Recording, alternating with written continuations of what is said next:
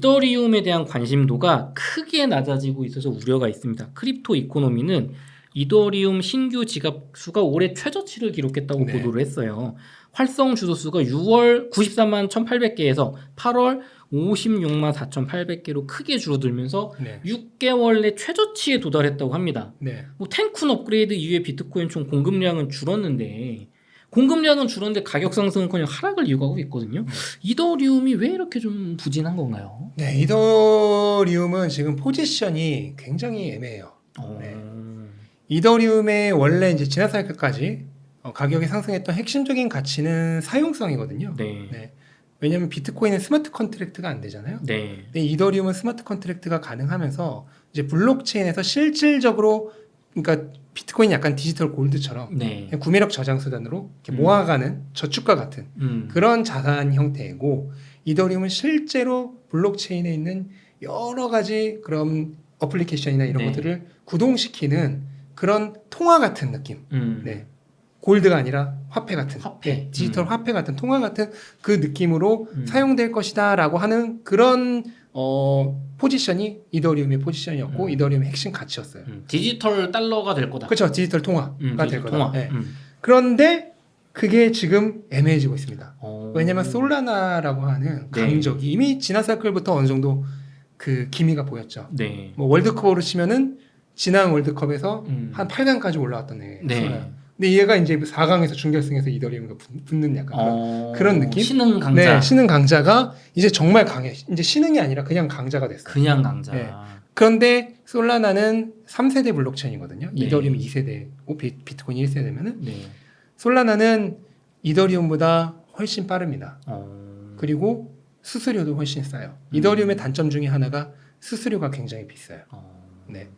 주고 받는데 비싸다. 네, 주고받는데 들어가는 수수료가 비싼데 제가 지난 사이클에서 가장 비싸게 거래했을 때는 수수료가 $100가 넘었어요. 10만 원이 넘었어요. 한번 보내는. 한 번 보내는데 10만 원이 넘었어요. 그렇게 비싸요? 그럼 얘가 통화로 사용될 수 있을까요? 너무 비싼 것 같은데. 안 되죠. 네. 물론 그 이후에 이제 여러 업그레이드가 진행되면서 지금 그렇게까지 비싸지 않지만 여전히 솔라나 대비해서는 압도적으로 비싸요. 네, 솔라나는 한 번 보내고 하는데 정말 비쌀 때조차도 뭐 10원이 좀 넘을까 말까? 쌀 때는 몇 원 수준입니다. 그러면은 정말 이건 없다시피 하네요. 수수료가. 없다시피 한 수수료죠.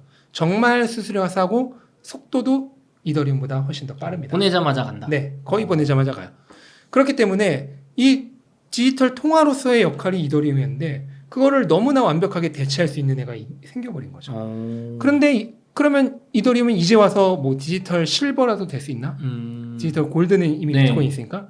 근데 그 역할은 이미 비트코인이 있잖아요. 그렇죠. 그걸 굳이 이더리움으로 왜 해야 되는데? 그죠. 기왕이면 금이 낫지. 하는 거예요. 그러니까 얘도 안 되고 지금 얘도 안 되는 거예요. 그냥 구매력 저장 수단으로서의 목적인 비트코인의 포지션으로도 안 되고 네. 그 다음에 사용성의 목적인 솔라나의 포지션도 안 되고 이 중간에 껴서 굉장히 애매해진 거죠. 그러면은 작가님 비트코인 이더리움 현물 ETF가 통과되고 거래가 시작됐잖아요. 네. 그런데 이게 통과가 되면서 그래도 이더리움도 이제 비트코인과 더불어서 미국의 인정을 받는 그런 암호화폐니까 말씀하신 것처럼 네. 디지털 실버는 되는 거 아니야, 은은 되는 거 아니냐 했는데 네. 유입량이 형편없다면서요? 유입이 아니고 유출이 되고 있죠. 유출이 되고 있나요? 네. 왜냐면 그레이스케일이 원래 펀드 형식이었기 때문에 네. 마음대로 못 팔았잖아요. 네. 근데 이제 ETF가 됐으니까 주식처럼 팔게 되잖아요. 네. 그러면서 그레이스케일 이더리움 ETF에서 유출이 발생하고 있죠. 그러면서 유출이 오히려 현재는 발생을 하고 있는 상황이고 그 이유는 두 가지가 있어요. 첫 번째는 방금도 말씀드렸다시피 ETF로서 산다고 하는 것은 디지털 통화로서 쓰겠다는 게 아니죠. 네, 디파이 같은 이런 애플리케이션에서 블록체인에서 내가 주체적으로 사용하는 그게 아니라 네. 그냥 얘는 사서 모아두는 자산처럼 하겠다는 거잖아요. 그러니까 디지털 골드처럼 디지털 실버니까 그런 역할로서 하겠다는 건데 그 역할로서 굳이 이더리움을 할 필요가 없다니까요. 비트코인이 굳이 있는데 왜 이더리움을 그걸 해야 비트코인 돼? 쪽에서 조금 사면 되지 않을까요? 네. 그러니까 얘를 산다는 것 자체가 그 역할로는 의미가 많이 없는 거예요. 네. 그리고 두 번째 이유는 이더리움의 핵심 가치 중 하나인 스테이킹이 안 돼요. 네. 이더리움을 검증이라고 하는 것은 이 블록체인을 검증하는 역할을 하는 거죠. 네. 그 역할을 하는 그 이더리움을 내가 예치를 해두면은 네트워크에 예치를 해두면은 연 지금 한 3에서 4% 정도. 웬만한 뭐 미국 채권 수준이죠. 네. 그 정도의 이자를 받을 수가 있었어요. 은행에 맡기는 것처럼 예금 그렇죠. 이자를 준다. 예금 이자를 준다. 맡기면. 네, 이더리움을 맡기면은 연 3, 4% 이자를 준다. 1,000만 원 맡기면은 뭐 한 30만 원, 40만 원이 오는 거죠. 40만 원 준다. 그런데 이게 이제 이더리움의 굉장히 중요한 가치, 현재 투자로서의 그죠. 비트코인에 없는 네, 거죠. 없는 거니까 네. 가치 중에 하나고, 특히나 기관은 이런 패시브 인컴을 엄청나게 좋아해요. 네, 그렇죠. 기관들은. 뭐 채권 네. 수준으로 그냥 주니까. 네. 뭐 디지털 채권이 되는 거죠. 그런데 증권성 시비로 인해서 현물 ETF에서는 이 스테이킹이 빠졌어요. 그럼 이제 안 준다. 이제 안 줘요. 그러면은 기관들 입장에선 더욱 더 투자할 이유가 없는 거죠. 그죠. 메리트가 아무것도 없는 거죠. 네. 그러다 보니까 네. 이 이더리움 현물 ETF는 포지션이 더 애매한 거죠. 더 애매해졌다. 네. 그 작가님 보니까 그 트럼프 대통령 진영의 한 그 이제 관계자 후보가 네. 아니 뭐 이더리움 뭐 스테이킹 왜 막냐? 현물 ETF 우리가 대통령 되면 이거 스테이킹 넣겠다. 뭐 이런 비슷한 발언 했던데 네. 좀 트럼프가 되면 스테이킹 들어갈 수 있을까요? 뭐 들어갈 수 있을지 없을지는 예측이 어렵고, 왜냐면 뭐 공약 어기는 거는 워낙 많으니까. 네. 만약에 들어가게 된다면은 이더리움 현물 ETF로의 수요가 좀 지금보다는 많이 살아날 거라고 생각이 돼요. 그게 들어가면 그래도 좀 확실히 낮을 그쵸? 수 있다. 네. 디지털 골드는 아니고 약간 디지털 채권 같은 느낌으로. 디지털 채권 네. 느낌으로. 네.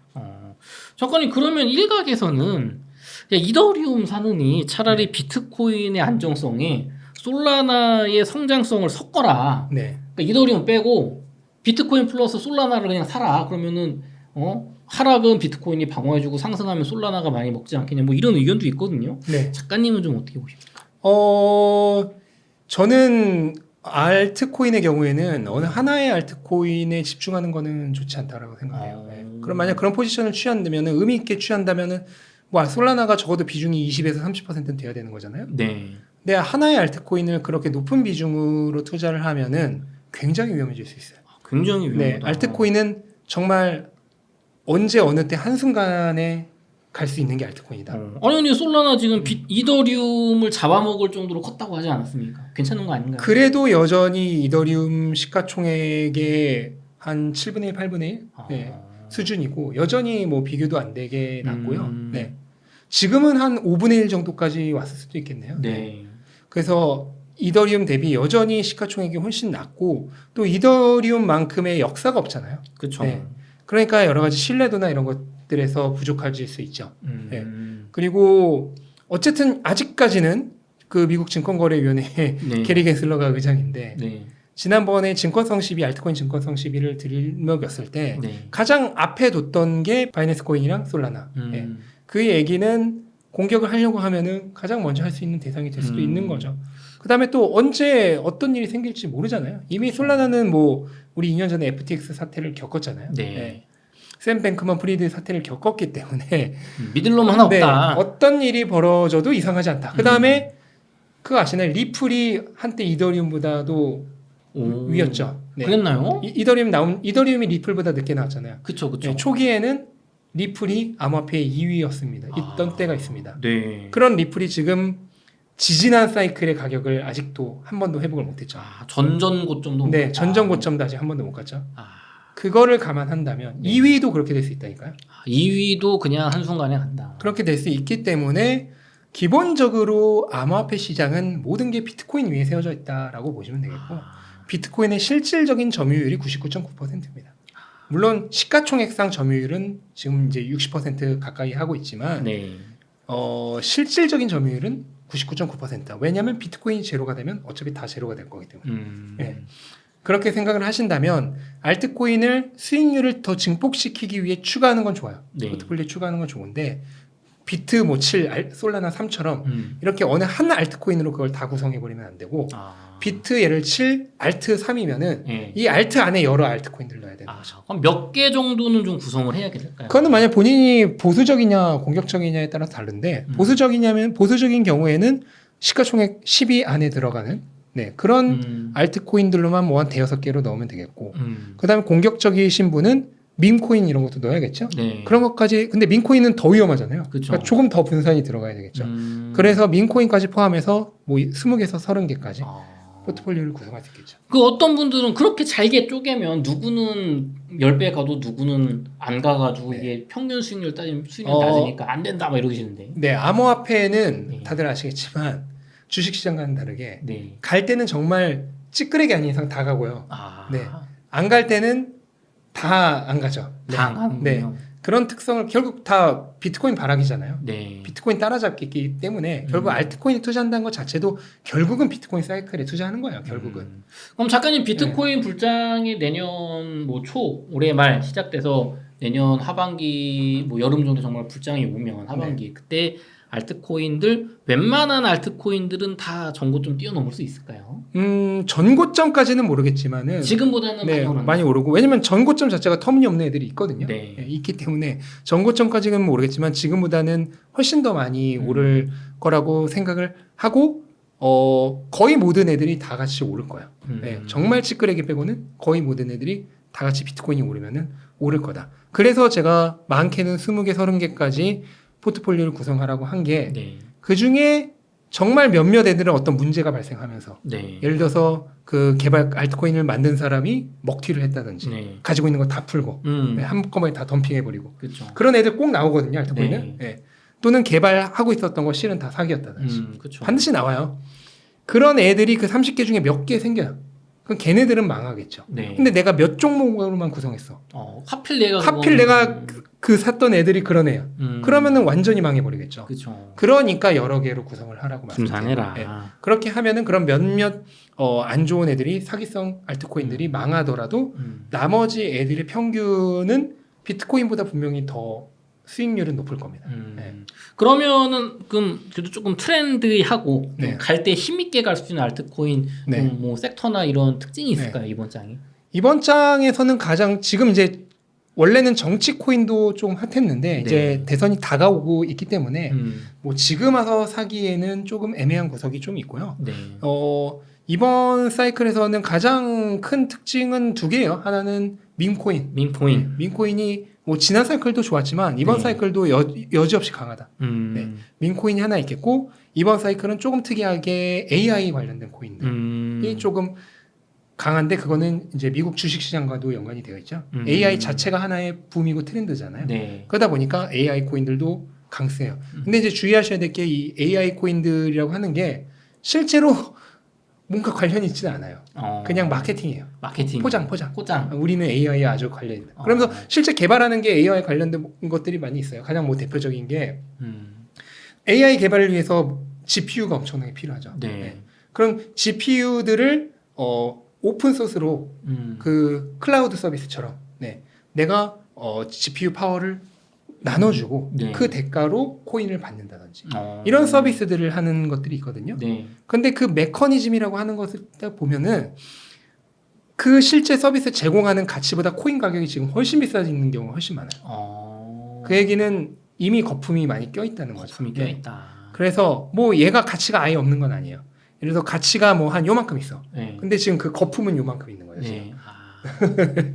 그렇기 때문에 그냥 마케팅이라는 것을 알고 투자를 하셔야 되고 결국은 밈이에요. AI도. AI라는 밈인 거죠. AI라는 밈이다. 네. 껍질을 썼을 뿐이야. RWA 어떻게 보십니까? RWA. RWA도 밈이에요, 결국은. 그것도 밈이에요. 실질적으로 정말로 뭐 실물 자산과 연관이 돼서 뭐 가치를 지니는 그런 코인은 현재는 RWA라고 분류되는 애 중에서 뭐 거의 없다라고 보시면 돼요. 정말 극소수 정도이고 거의 없다. 그리고 극소수인 애들은 당연히 가격이 정상이라면은 투자 가치도 뭐 그렇게 있지가 않겠죠. 저는 이제 지난 사이클에 많이 보아왔는데요. 지난 사이클에도 사이클 불장이 왔을 때 수많은 코인들이 엄청나게 화려한 로드맵들을 발표했어요. 뭐 이런 게 될 거다. 이렇게 될 거고 메타버스 특히 지난 사이클은 이제 메타버스가 핵심이었잖아요. 맞아요. 그래서 우리는 뭐 앞으로 이런 엄청난 메타버스 만들 거고 이 메타버스 세계에서 이 코인이 통화처럼 사용될 거다. 맞아요. 등등 수많은 로드맵들이 있었는데 그 엄청나게 로드맵을 발표했던 그 많은 코인들 거의 대부분이 현재 98% 아직도 하락 상태고요. 최고점 대비. 그 다음에 당연한 얘기겠지만 100 중에 90, 95는 다 사라졌고요. 그냥 프로젝트 자체가 다 사라졌고 남은 5%도 명맥을 지금 유지하고는 있지만 지금도 여전히 부푼 꿈을 얘기하고 있어요. 4년 전에도 얘기했던 꿈을 지금도 얘기하고 있어요. 현실화된 거 하나도 없다. 하나도 없어요. 네. 그거를 저는 보아왔기 때문에 알트코인은 결국은 다 허상이다. 네, 밈이다. 라고 하는 것을 저는 개인적으로 그렇게 생각을 하고 있습니다. 그러니까 지금 얘기하고 있는 그런 여러 코인들의 그런 멋진 로드맵들 있죠. 그것도 이제 다음 사이클 가서 한번 봐보세요. 거의 99%는 다 뻥이었습니다. 그럼 이더리움도 밈입니까? 아니, 이더리움은 밈은 아니죠. 이더리움은 좀 다르다. 네, 이더리움은 일단은 구매력 저장 수단으로서 어느 정도는 인정을 받고 있고 디지털 실버 정도로. 그 다음에 사용성이라고 하는 측면에서도 분명히 실제로 사용이 되고 있죠. 다만 그 사용성이라는 측면에서 지금 솔라나에게 밀리고 있을 뿐이지. 그러니까 이런 확실한 의미를 가진 암호화폐가 아닌 이상 그냥 딱 봤을 때 뭔가 멋진 그런 꿈을 발표해요. 그럴 경우에는 그건 다 마케팅이라고 보시면 돼요. 마케팅이다. 오히려 그냥 우리가 순수 민코인이라고 하는 애들이 더 어떻게 보면 더 퓨어해요. 왜냐면 걔네들은 이 코인은 아무런 가치가 없습니다라고 얘기하거든요. 거짓말은 안 한다. 네, 그냥 아무 가치 없이 그냥 순전히 사람들이 좋아서 사는 겁니다. 멍멍이. 예, 멍멍이니까 땡땡이니까 귀여우니까. 그럼 그거는 오히려 저는 그게 더 안전하다라고 생각을 합니다. 그렇군요. 작가님, 그러면 지금 알트코인 가격이 많이 떨어졌잖아요. 네. 50, 60% 떨어진 것도 있는데 그럼 지금 비트코인을 사 모으는 게 좋을지 아니면 이렇게 많이 폭락한 알트코인 뭐 8, 90% 떨어진 것도 있어요. 심지어 알트코인을 사 모으는 게 좋을지. 지금 비트코인이 전고점을 뛰어넘으면서 본격적인 상승장에 아직 돌입하지 못했잖아요. 알트코인 시즌은 비트코인이 본격적인 상승장에 돌입하고 난 이후에도 수개월 후에 진행이 돼요. 한참 뭐 빨라도 한 1, 2개월, 늦으면 3, 4개월 후에 진행이 되거든요. 그렇다면 아직 비트코인이 전고점을 뛰어넘고 본격적 상승장으로 진입하지도 않은 현 시점에서는 명백하게 알트 시즌이 아니에요. 그 얘기는 뭐냐면은 내가 오늘 알트코인을 사면은 더 떨어질 수 있다는 거예요. 더 떨어질 수 있다. 다만 알트코인은 가격 반응이 굉장히 빠르죠. 그럼 알트 시즌에 들어갔다는 얘기는 이미 가격은 바닥보다 훨씬 올라 있다는 얘기예요. 그러니까 알트 시즌 들어가는 거를 확인하고 사면은 내가 산 이후에 빠지는 가능성은 줄어들지만 대신 가격은 지금보다 훨씬 올라 있는 상태죠. 몇 배씩 올라. 몇 배 올라가 있는 상태죠. 그러니까 본인이 선택을 해야 돼요. 지금 어쨌든 가격이 싼 건데 내가 산 이후에 더 떨어질 수 있다는 걸 인식한 상태로 가격이 뭐 앞으로 있을 불장 대비해서 훨씬 싼 지금부터 모아 나갈 것인지 아니면 나는 그 변동성을 견딜 자신이 없다면은 확실하게 알트 시즌에 들어간 이후부터 사기 시작할 것이다. 더 비싸졌다 하더라도. 그럼 변동성 견딜 수 있으면 지금 사면 좋은 거예요. 그렇죠. 네. 그렇군요. 그럼 저희 다만 알트코인은 더욱 더 DCA가 분할 매수를 신경 써서 분할 매수를 해야 된다. 가격이 많이 더 떨어질 수 있으니까. 그렇죠. 그렇군요. 작가님, 그럼 알트코인 중에서도 상대적으로 하락폭이 큰 코인, 작은 코인들이 있잖아요. 심지어 모르는 것도 있다고 하는데 만약에 내가 지금 알트코인에 물려 있으면 내가 리플 같은 거 갖고 있다고 하면 이렇게 안 올라가는 거 팔아가지고 그래도 아까 말씀해주신 밈코인, AI, RWA 묻어 있는 거 이런 걸로 그래도 조금 힘 좋은 애로 갈아타는 게 좋을까요? 일단 우리가 생각해봐야 될 것 중에 하나는 알트코인에서도 평균 획이라고 하는 게 굉장히 많이 일어나요. 그래서 직전 6개월에서 3개월까지 좋았던 애가 직전 3개월부터 최근까지는 오히려 안 좋을 수 있고 반대로 직전 6개월에서 3개월 동안 안 좋았던 애가 직전 3개월에서 최근까지는 또 좋을 수가 있거든요. 그런 평균 회귀가 굉장히 자주 일어나기 때문에 내가 직전 6개월에서 3개월까지 얘가 안 좋았어. 그래서 이때 좋았던 애로 갈아타면은 그때부터 이제 딱 반대로 내가 갈아타기 전에 애는 오르기 시작하고 얘는 이제 안 오르거나 하는 그런 현상이 굉장히 쉽게 발생을 합니다. 근데 그거를 예측을 할 수가 없잖아요. 그렇죠. 미리 알 수가 없기 때문에 결국은 알트코인은 포트폴리오로 투자를 하는 게 가장 좋습니다. 해야 된다. 그래서 평균으로 승부를 해야 돼요. 평균으로. 네, 알트코인의 평균으로. 알트코인의 평균이 비트코인보다 상승률이 불장가면 3배예요. 네. 정말요? 네. 알트코인 이게 개수로 늘어서 누구는 망하고 누구는 10배 가고 20배 가고 했을 때 그 전체 평균이 비트코인보다 3배는 더 올라요. 그 희망이 막 생기는데요. 그렇기 때문에 알트코인은 언제나 포트폴리오 구성에서 평균으로 승부를 해야지 뭔가 예측을 해서 뭐 한두 개에 이렇게 집중해서 하려고 하면 안 됩니다. 작가님도 비트 불장 가면 알트 불장 간다고 하시지 않았습니까? 네. 그럼 평균 구성하면은 누군가 망하고 누구는 잘 되면 비트코인 상승률이 3배라고 하면 이거 그냥 하기만 하면 비트코인도 3배 버는 거 아닌가요? 그렇지만 알트코인은 언제든 어떻게 될 수 있다라고 말씀을 드렸잖아요. 과거의 네. 경험은 그렇지만 다를 수 있다. 네, 다를 수 있기 때문에 아, 비트코인이라면은 여러 가격 변동이 생겨도 믿을 수 있겠지만 네. 알트코인이라면 과연 그렇게 할 수 있을지를 좀 생각을 해봐야 될 것 같아요. 경기 침체 오면은 난리 날 수 있다 진짜. 그때는 뭐 90%까지도 하락을 하겠죠. 야. 그런 변동성도 있을 수 있기 때문에 본인이 그런 것을 다 견딜 수 있는가를 좀 생각을 해봐야 될 것 같아요. 네. 작가님 그럼 알트코인 투자하시는 분들도 작가님 비트코인 슈퍼사이클 책을 읽어보면 네. 그런 알트 불장이 언제 올지 그런 사이클적인 측면에서 좀 도움을 받을 수 있을까요? 그렇죠. 어쨌든 암호화폐 시장은 결국 비트코인 발악이기 때문에 모든 게 비트코인에 맞춰서 가격이 움직이기 때문에 네. 비트코인 사이클을 참고를 한다면 그대로 알트코인에 어느 정도 도움이 될 만한 참고가 되겠죠. 작가님 그 알트코인 관련해서 또 책을 좀 쓰고 있다는 얘기를 들었습니다. 네. 또 어떤 책 쓰고 계신지요? 네, 알트코인 하이퍼사이클 하이퍼사이클인가요? 제목으로 쓰고 있는데 이제 이 책 같은 경우에는 철저하게 이제 비트코인 사이클에 네. 대해서 연구를 하다 보니까 알트코인에 관련된 얘기는 아무래도 소홀할 수밖에 없었는데 네. 비트코인 사이클과 함께하는 그 알트코인 사이클의 또 다른 특성에 대해서 살펴보고 어떻게 하면 알트코인으로 최대한 안전하면서도 높은 수익률을 낼 수 있을까에 대해서 연구를 하는 그런 책입니다. 아, 작가님 비트코인 가격이 막 3, 4천만 원일 때 이 책을 슈퍼사이클 책을 내신 것 같은데 네, 요번에도 알트코인 불장이 오기 전에 그쵸. 오기 전에 내겠죠. 저렴하게 좀 주워 담을 수 있을 때 네. 빨리 좀 그 책이 나와서 네. 모셔봤으면 좋겠습니다. 네, 알겠습니다. 작가님 끝으로 저희 옹달 책방 시청자분들을 위한 한 말씀 부탁드릴게요. 네, 뭐 워낙 불안한 시국이기 때문에 힘드신 분도 계실 거고 또 공포를 느끼고 계신 분도 계실 건데 오늘 영상 좀 참고하시면은 많은 도움이 되실 것 같습니다. 일단 비트코인 사이클은 저는 끝나지 않았다라고 확신을 하고 있습니다.